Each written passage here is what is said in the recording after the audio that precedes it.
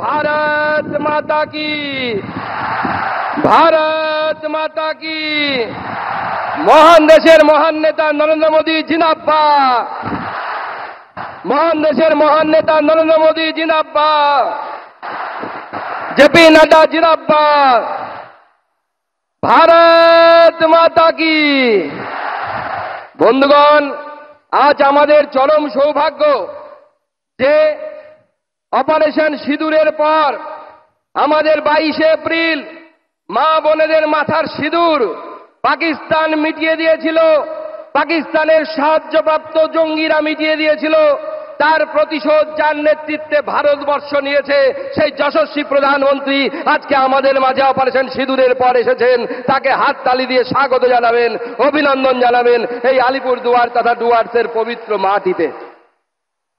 মঞ্চে উপবিষ্ট আছেন আমাদের লড়াকু বিরোধী দলনেতা মাননীয় শুভেন্দু অধিকারী মহাশয়, উপস্থিত আছেন আমাদের ন্যাশনাল জেনারেল সেক্রেটারি মাননীয় সুনীল বনশালজি এবং আমাদের প্রভারী সহপ্রভারী মাননীয় অমিত মালব্য মহাশয়, সম্মানীয় সাংসদগণ, লোকসভা এবং রাজ্যসভা প্রাক্তন কেন্দ্রীয় মন্ত্রী, বিধায়ক, জেলা প্রেসিডেন্ট এবং আমার সামনে হাজার হাজার সংখ্যায় বিজেপির কার্যকর্তা যাদেরকে আমরা দেখতে পাচ্ছি, যারা আগামী দিনে অপারেশন সিঁদুরের মতো অপারেশন পশ্চিমবঙ্গে মোদিজির সৈনিক হয়ে যারা তৃণমূল কংগ্রেসকে উৎখাত করে বঙ্গোপসাগরের জেলে গিয়ে ফেলবে, সেই কার্যকর্তাদের আমি অসংখ্য ধন্যবাদ জানাই। আমার বাগান থেকে আসা গোর্খা ভাই বোনেরা, দাদারা, তাদেরকে আমি আমার নমস্কার জানাই।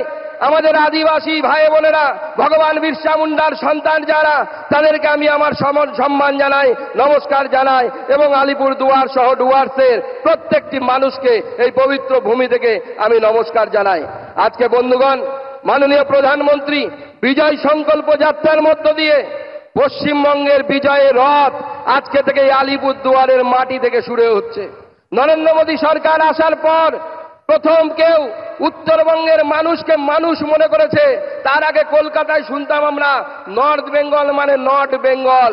এখন সেই নর্থ বেঙ্গল থেকে মাননীয় প্রধানমন্ত্রীর হাতে 110 কোটি টাকার গ্যাস পাইপ প্রকল্প আজকে এই মাটি থেকে চালু হলো, যা আপনাদের বাড়ি বাড়ি গ্যাস পৌঁছে দেবে। আগে কেউ কোনো ভাবেনি।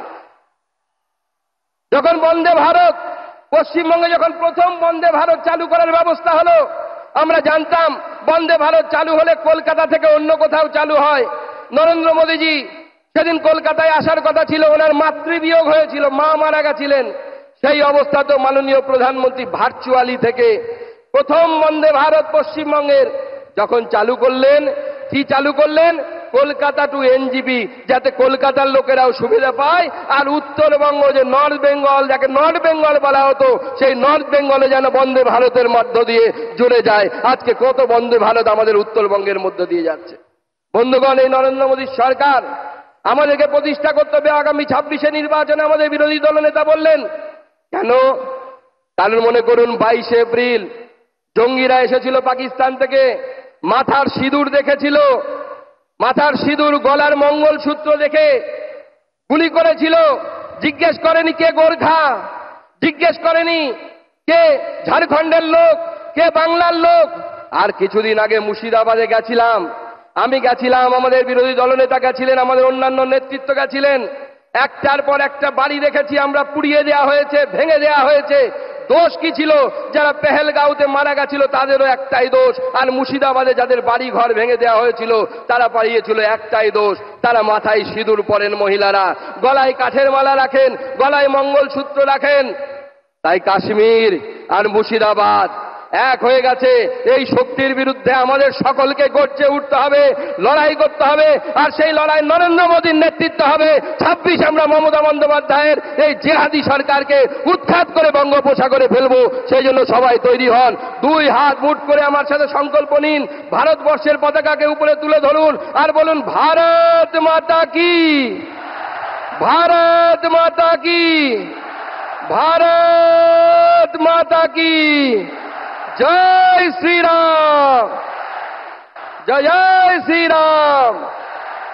মহান দেশের মহান নেতা নরেন্দ্র মোদী জিন্দাবাদ, নরেন্দ্র মোদী জিন্দাবাদ, ভারতীয় সেনা জিন্দাবাদ, ভারত মাতা কি।